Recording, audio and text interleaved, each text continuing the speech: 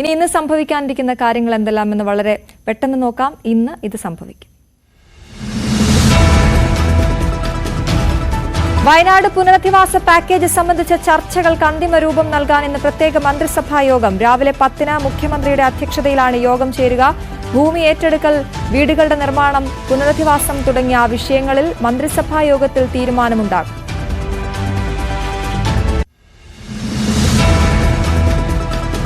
സംസ്ഥാനത്തിന്റെ 23ാമത് ഗവർണറായി നിയമിതനാകുന്ന രാജേന്ദ്ര വിശ്വനാഥ് ആർലേക്കർ ഇന്ന് തലസ്ഥാനത്തെത്തും. വൈകിട്ട് 5-ന് തിരുവനന്തപുരം വിമാനത്താവളത്തിലെത്തുന്ന നിയുക്ത ഗവർണറെ മുഖ്യമന്ത്രി പിണറായി വിജയൻ, സ്പീക്കർ എൻ ഷംസീർ, മന്ത്രിമാർ തുടങ്ങിയവർ ചേർന്ന് സ്വീകരിക്കും.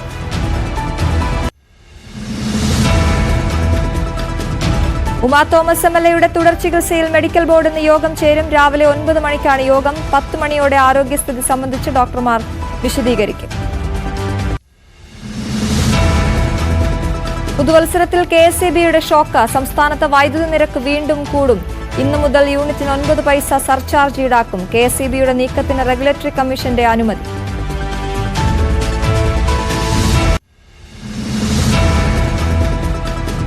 ഒമാനിലും പുതുക്കിയ വൈദ്യുതി നിരക്ക് ഇന്നു മുതൽ പ്രാബല്യത്തിൽ. പാർപ്പിട, വൻ പാർപ്പിടേതര ഉപയോക്താക്കൾക്കുള്ള വൈദ്യുതി നിരക്ക്, കണക്ഷൻ, വിതരണ ഫീസുകളാണ് പുതുക്കിയത്.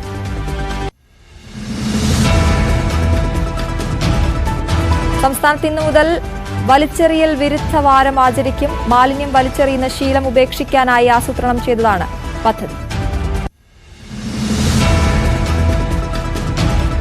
ഇന്നു മുതൽ 20-ലധികം ആൻഡ്രോയിഡ് സ്മാർട്ട് ഫോൺ ഉപയോക്താക്കൾക്ക് വാട്സാപ്പിലേക്കുള്ള ആക്സസ് നഷ്ടമാകും. ആൻഡ്രോയിഡിന്റെ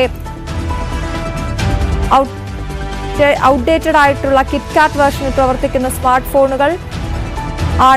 ഫോണുകൾക്കാണ് വാട്സാപ്പ് നഷ്ടമാകുക.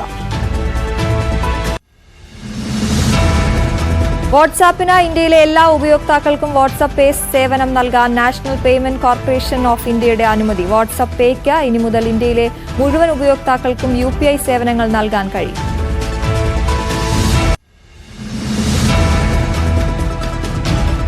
ഇന്നു മുതൽ ബാങ്കിംഗ് ഇടപാടുകൾ കൂടുതൽ സുരക്ഷിതവും സുതാര്യവും ഫലപ്രദവുമാക്കുന്നതിന് RBIയുടെ പുതിയ തീരുമാനം. 2 വർഷമോ അതിൽ കൂടുതലോ ഇടപാടുകൾ നടക്കാത്ത അക്കൗണ്ടുകൾ പ്രവർത്തനരഹിതമായ അക്കൗണ്ടുകളായി കണക്കാക്കും. ദീർഘകാലത്തേക്ക് സീറോ ബാലൻസ് നിലനിർത്തിയിട്ടുള്ള അക്കൗണ്ടുകളും ക്ലോസ് ചെയ്യും.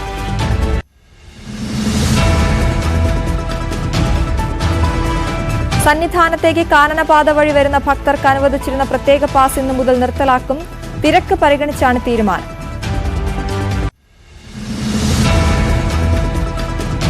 ശ്രീനാരായണ ഗുരു ഓപ്പൺ യൂണിവേഴ്സിറ്റി സംഘടിപ്പിക്കുന്ന പ്രഥമ അത്ലറ്റിക് മീറ്റിനുള്ള രജിസ്ട്രേഷൻ ഇന്ന് തുടങ്ങും. സർവകലാശാലയിലെ പഠിതാക്കൾക്ക് ഇന്നു മുതൽ 15 വരെ രജിസ്റ്റർ ചെയ്യാം. ഈ മാസം 31, ഫെബ്രുവരി 1 തീയതികളിൽ തിരുവനന്തപുരം യൂണിവേഴ്സിറ്റി സ്റ്റേഡിയത്തിലാണ് അത്ലറ്റിക് മീറ്റ്.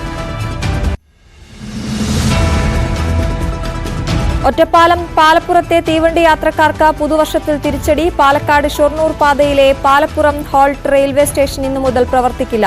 ഏറ്റെടുത്ത് നടത്താൻ ഏജന്റുമാരെ കിട്ടാതായതോടെ സ്റ്റേഷൻ നിർത്താൻ റെയിൽവേ ഉത്തരവിറക്കി. ഇന്ത്യൻ റെയിൽവേയുടെ പുതുവത്സര സമ്മാനമായി ഷൊർണൂർ നിലമ്പൂർ ലൈനിൽ ഇലക്ട്രിക് ട്രെയിനുകൾ. ഇന്നു മുതൽ എല്ലാ വണ്ടികളും ഇലക്ട്രിക് ലോക്കോയുമായാണ് സഞ്ചരിക്കുക.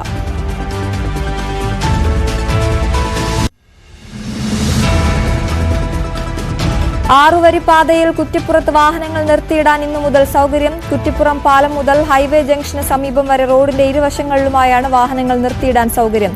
ആറുവരി പാത നിർമ്മാണം പൂർത്തിയാകുന്നതോടെ ഈ റോഡുകൾ സർവീസ് റോഡുകളായി മാറും.